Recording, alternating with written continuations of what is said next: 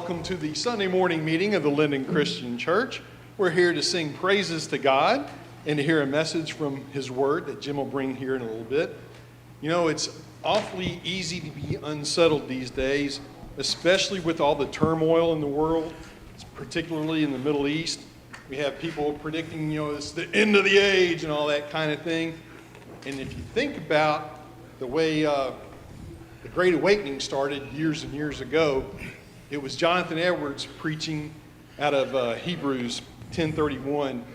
He quoted it, it's a terrible thing to fall into the hands of the living God. And that scared people to think that, hey, the end might be near. But it had a great effect of raising faith. But we know with Deuteronomy 33:29, we can say, happy are we, O Israel, who is like us, a people saved by the Lord. And that's exactly what we are. We are a people saved not by our own good works, but saved by the Lord. So would you join me in praying this morning, please? Lord God, thank you for your word. Thank you for your goodness and kindness and patience with us. Thank you that you don't give us what we deserve, but instead you shower us with blessings. Lord, help us to be faithful to you. Help us to be ever just satisfied and grateful for all that you've provided for us and with us and to us. And Lord God, may you be praised this morning, and may our hearts be lifted to you. And it's in the name of Jesus, our Savior, we pray. Amen. Amen. Let me just read Luke 22:19 and 20. Jesus took bread, and when he had given thanks, he broke it and gave it to the disciples, saying, "This is my body, which is given for you. Do this in remembrance of me." And likewise, the cup, after they had eaten, saying, "This cup that is poured out for you is the new covenant in my blood." Almost everyone has things that they keep in mind to remind them of good times with good friends, or maybe just good times and good friends, a time when it's a positive things were going on. I have on my right hand this morning my father-in-law's Bible college class ring that was given to me upon his death, and it helps me remember him. He and I had a great relationship. He was a mentor of mine. He was a preacher, taught me much. And the value of this as remembrance pertains only to me and my wife Rhonda. To the rest of the world, its worth is estimated by its retail value and resale value. Jesus knew that we would tend to forget Him and His teachings, and when we were left alone, we would forget. So He arranged to leave us something to remember Him. Jesus knew that the reminder must be simple, must be easy to obtain. When He selected the bread and the fruit of the vine to become His body and His blood, He found something that was available to all Christians worldwide. And in His instructions on how to partake, He said in Luke 22:19, "This is my body given for you. Do this in remembrance of me." And this remembrance is not an individual thing like my father-in-law's ring. The Lord's Supper can mean the same to every Christian in the world. It is not focused entirely on the past, like this ring, and it has no resale value. It's just a piece of bread and a little juice. But this remembrance is focused on Jesus and on His broken body and on His shed blood. It represents the fulfillment of God's promise of eternal life. And week by week, as we partake of the bread and the juice on the first day of the week on Sundays as we gather together, we should always try to remember Jesus and His love for us as individuals. If I was the only one in the world, if you were the only one in the world who ever sinned, Jesus would still die just for me or just for you. He cared enough to leave this remembrance that would be common to all of us, that we could remember Him this morning. Let's pray, and then we'll partake of the bread and the juice. Thank you, Father, for your Son Jesus, whom you sent to be our Savior, to live a perfect life, to die on Calvary, and to be resurrected from the dead, to live forevermore, to be our example in life, to be our Savior in His death. Now, Father, as we partake of this little piece of bread, unleavened bread, little cup of juice, fruit of the vine, may we remember that Jesus' body was broken for us, His blood was shed for us. In His name we pray. Amen.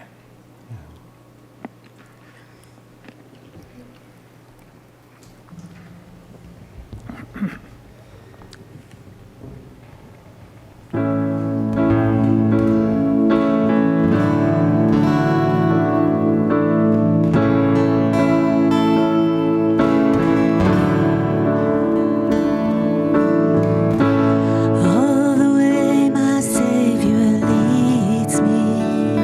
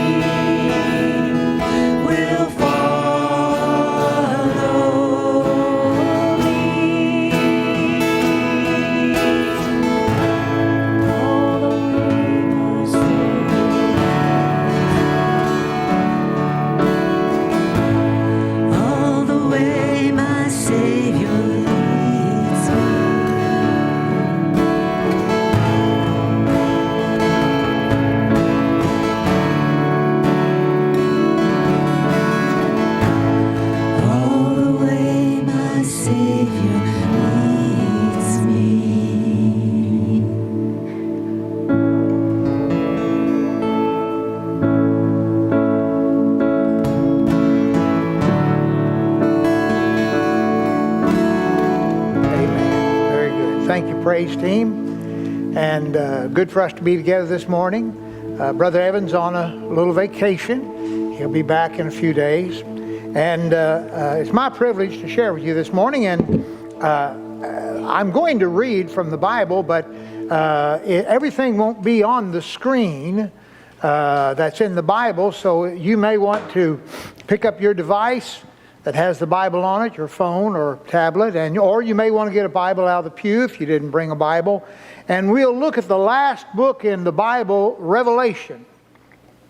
And this is not a prophecy sermon, but in Revelation chapter 3, I'm going to read verses 15 through 22, but especially we're going to look at verse 20. And the message is knocking at the door. Let me begin. Revelation chapter 3, I'm reading from the ESV, but I'm sure you can follow along in what you have. Jesus is speaking to the church at Laodicea, and he says, I know your works. You're neither cold nor hot. Would that you were either cold or hot. So because you are lukewarm and neither hot nor cold, I will spit you out of my mouth. For you say, I am rich, I have prospered, and I need nothing, not realizing that you are wretched, pitiable, poor, blind, and naked. I counsel you to buy from me gold, refined by fire, so that you may be rich, and white garments, so that you may clothe yourself, and the shame of your nakedness be not seen, and salve to anoint your eyes, so that you may see. Those whom I love, I reprove and discipline, to be zealous and repent. Behold, the key verse, behold, I stand at the door and knock. If anyone hears my voice and opens the door, I'll come into him and eat with him and he with me. The one who conquers, I will grant him to sit with me on my throne, as I also conquered and sat down with my Father on his throne. He who has an ear, let him hear what the Spirit says to the churches. Knocking at the door. And Jesus said, behold, I stand at the door and knock. If anyone hears my voice and opens the door, I will come into him and will eat with him and he with me. And we often read this passage in Revelation, chapters 2 and 3 especially, and we think about prophecy and the 7 churches of Asia. The elder apostle John wrote these words, and Jesus revealed to him what he wanted to say. But let's shift the focus from that prophecy thinking to the church at Laodicea and to one who is knocking at the door, and that's Jesus. And often we think that he's knocking at the heart's door of the lost person. I've heard this passage preached many times, and often that's the sermon. And though that may be true, it is also that the context of Revelation 3 is that he is knocking at the heart of the Christian who is no longer serving Christ. You know them. You've seen them. Well, you may have been one of them at one time. So let's just take a few minutes to maybe consider 3 things about Jesus knocking at the door. The first thing I would think of is where Jesus stands. Because standing at the door and knocking on the door is a humble place. It's a tough job to knock on doors. And today, you probably only get your door knocked on when the cable guy comes and he says, I'm in the neighborhood and I know they have cable, but you need cable. Do you have cable? And how are you doing? And well, or it may be the security salesperson. I was just here in the neighborhood, he'll say, and I know your next door neighbor has security and you don't have security, and I was concerned for you and I wanted to sell you this program. Or it may be, on a more pleasant note, the scouts who will come by knocking on your door and saying, we're selling popcorn, or we're taking up food for a mission, or we're doing something special, maybe a food drive. Or it may be like the man who knocked at our door several years ago. We were living in a rural part of the state, and it was a summer day, and we had the big door open, just the storm door there, and someone came knocking at the door in the afternoon. I was a little surprised, didn't expect anybody. I walked up, saw a man standing there. I opened the door, and he said, "Excuse me, sir, do you know that your car's on fire?" And I said, "My car's on fire." And it was. The battery had shorted out, and it caused a fire, and I don't know where the man went to, because I was concerned with getting the fire out and saving my car. But I'm glad he knocked. I'm glad he came by. But door knocking can be a frightening experience. Several years ago, Rhonda and I were in London, England, and we were doing door knocking. We were going around and house to house, apartment to apartment, door to door, and our instructions were, you go and you knock on the door. If they come, you can talk to them. And if no one comes, they have a little mail slot. Stick the flyer in that mail slot. And there was one house we went to. We could hear the dog barking, knocking the door. I mean, ferocious dog. He may have been the size of a pickle. I don't know, but he sounded ferocious. And so I said, "Well, what do we do?" Rhonda said, "Well, put the paper in the mail slot." And I opened it up, put the paper in, and the dog just grabbed it and took it in. And I thought that was pretty cool. I said, "I'm going to leave him another one." Put it in. Oh, door knocking. Oh, but how like Jesus to take the humble place. Isn't that just the way you'd expect Jesus to be? He was born in a stable. He lived among common people. He followed the trade of his father, Joseph, who was a carpenter. He lived a perfect life. He preached and stood out among the crowd because he was performing miracles, giving sight to the blind, making the crippled to walk, restoring limbs that had been withered or severed, raising the dead. Nothing but good. And then this humble, righteous, wonderful man was crucified. But his humility lets him understand our needs. He didn't remain a crucified man, for God resurrected him from the dead to die for no more, to live forever. And Jesus came to bring the gospel.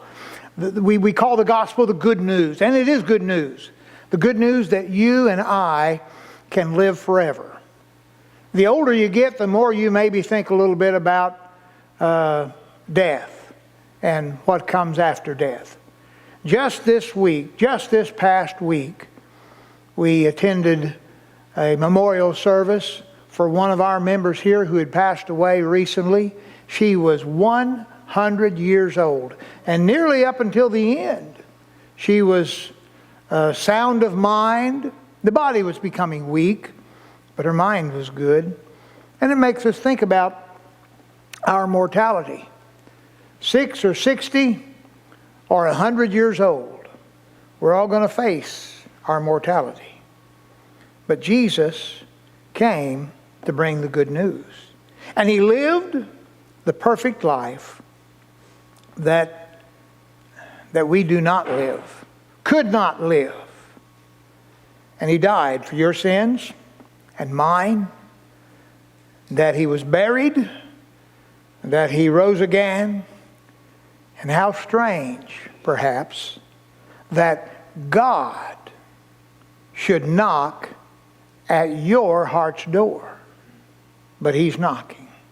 Well, that's where Jesus stands. But let me go on to a second point, how Jesus knocks. Now, this may sound silly, but Jesus knocks with his hand. He does. The hand of God moves in strange ways. We used to sing You used to sing this when you were a little child. He's got the whole world in his hand. He's got the little bitty baby. He's got you and me, brother, and you and me, sister. He's got the whole world in his hands. The hand of God is setting the stage for prophetic fulfillment. Now, I said we weren't concerned so much about the prophecy here in Revelation 3, but it is true that nations and nature are moving according to God's plan. And part of His plan is that Jesus calls and He knocks. And that verse in Revelation 3:20 said, if anyone hears my voice. Acts 12 gives the account of Peter. A similar thing happened. He was knocking at a door and they didn't recognize what to do. In this true story that's related in Acts chapter 12, Herod the king had James, the brother of John, one of Peter's closest friends, had James beheaded. And Herod saw that it pleased the Jews that he had done that. So he immediately arrested Peter, who is one of the leaders of the apostles, and no doubt has similar plans for him on the morrow. And as Peter was in prison, an angel came to him, awakened him, and told him, let's get out of here. And Peter did. And they walked out in front of the guards, through the open doors, and just left the prison. And Peter knew that a group of Christians were having a prayer meeting in a home, and that they were praying for Peter.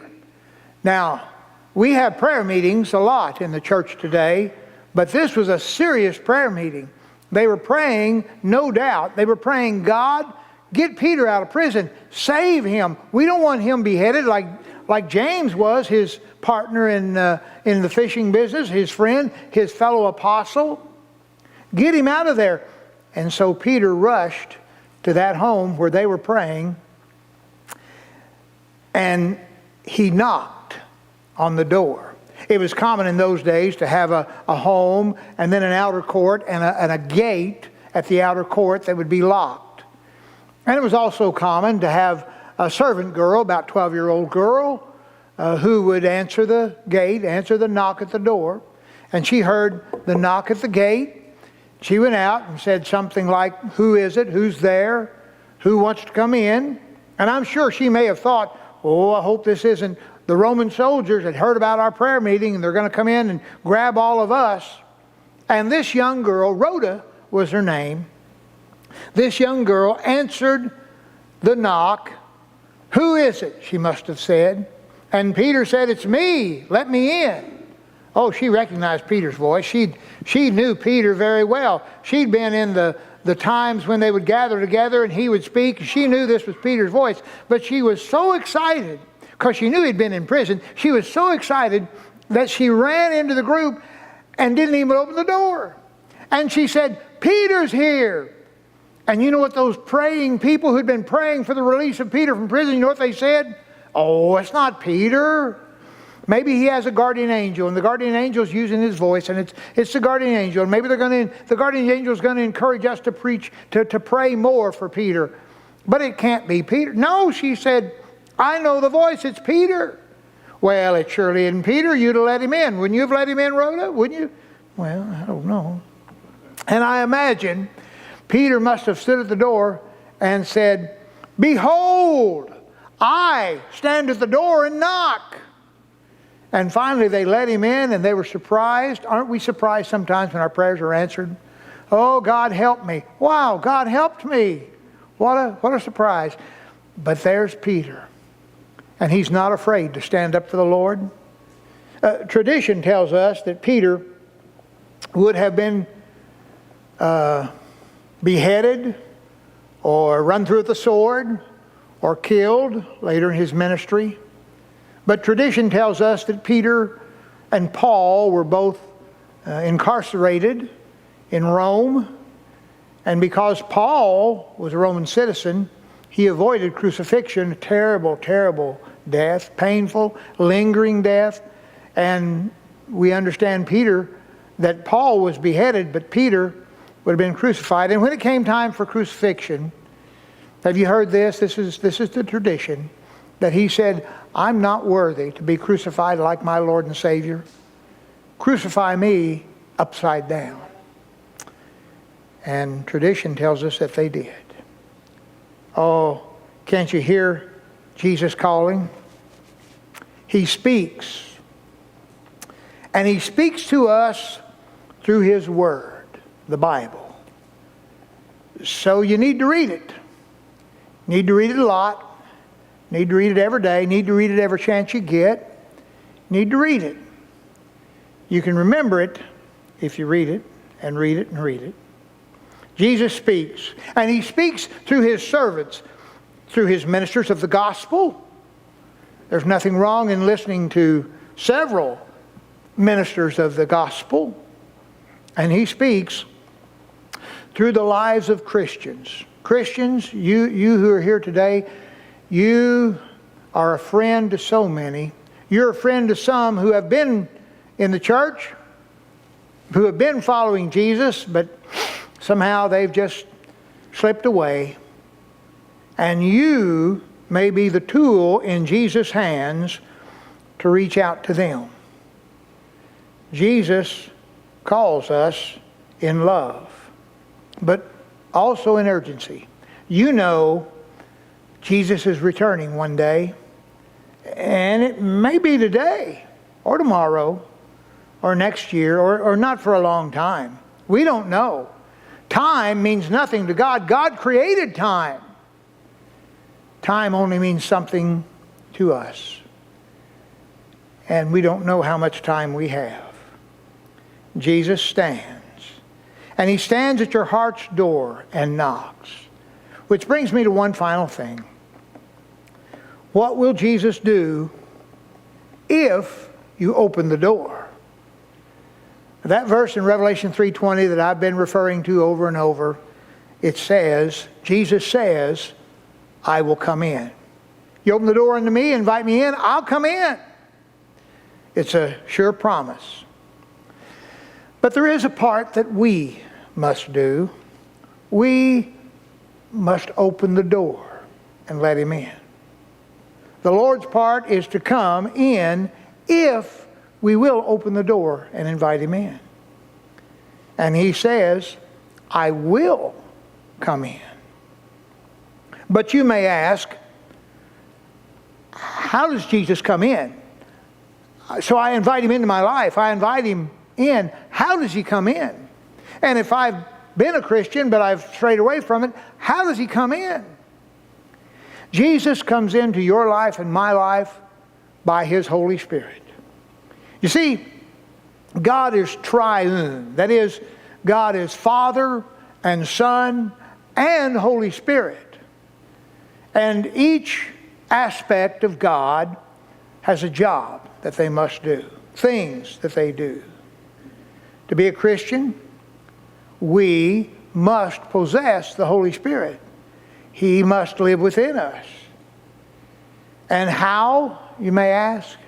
Acts 2:38 says, Peter said to them, repent and be baptized, every one of you, in the name of Jesus Christ for the forgiveness of your sins, and you'll receive the gift of the Holy Spirit.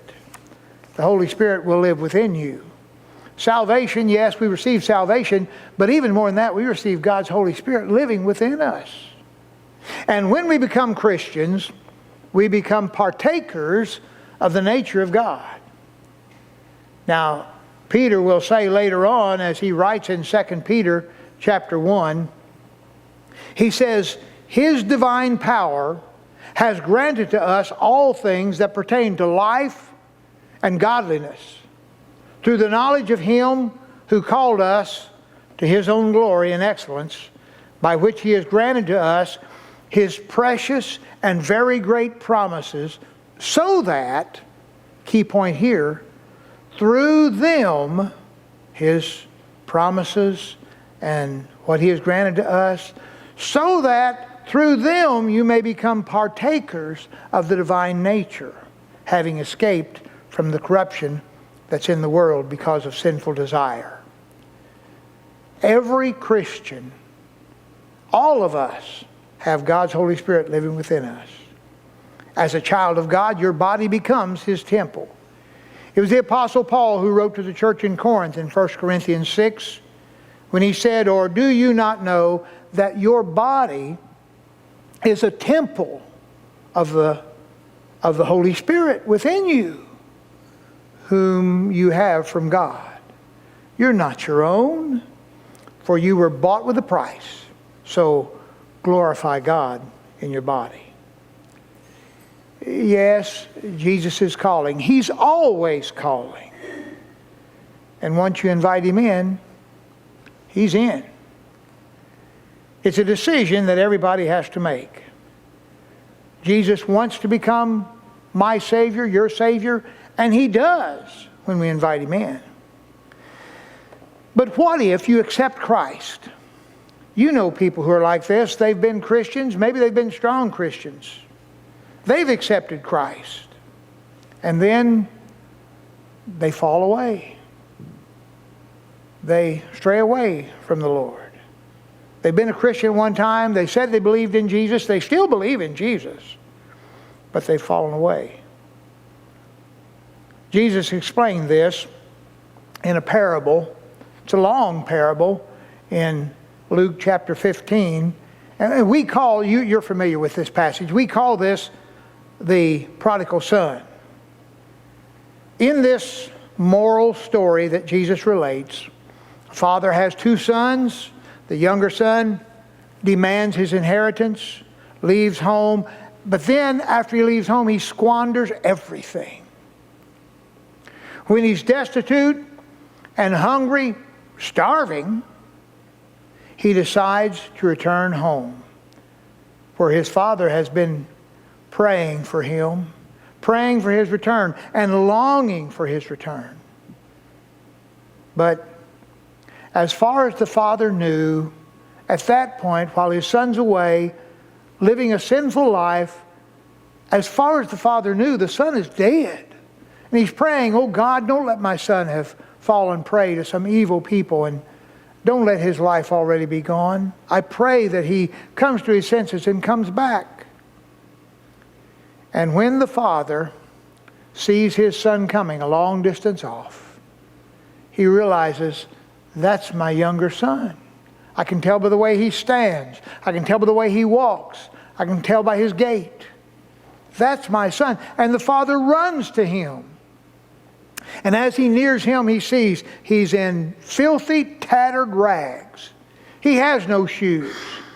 If his shoes wore out, he threw them away, or they fell off, or if they were good, he probably sold them. He has no coat. His hair's matted. He looks like the prodigal that he is. But the father grabs him and hugs him and kisses him right through the dirt. And he's glad that his son is alive and has returned to him.